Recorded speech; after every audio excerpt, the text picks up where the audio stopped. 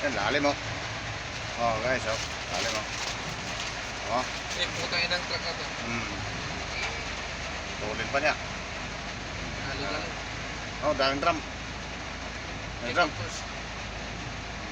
Yan guys. May dagat na dito sa Santo Tomas. Yan.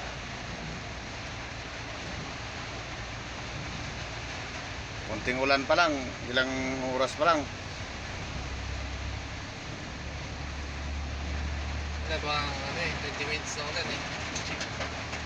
Kalapang oras na. Eh, malalim dun eh. Ano, doon ang bagsak lahat. Ano, 2 oras na oh. So, kaya. Puro parado ang ano, drainage. Oh.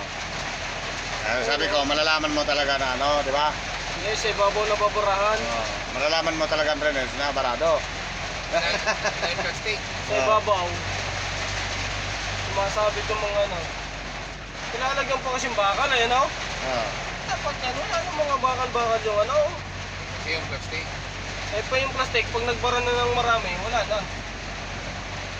Paano pala tayo kakain ano yung? Oh. Ano tayo kakain? Sabi nyo, dito tayo kakain, no? Ha? Hindi, wala tayong plato eh.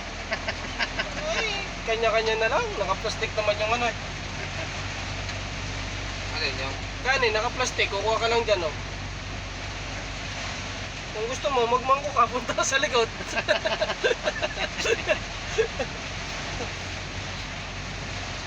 Hindi, bili ka ng ano, di ba? Hingi ka ng panlo. Kala ko bumalik ka styrofoam. Sa diba? Yan yung handok to, natulog doon sa loob ng lutuan eh. Nakasahod na tamo eh. Ay, isang pulto nila ng handok, bumabaha sa loob eh.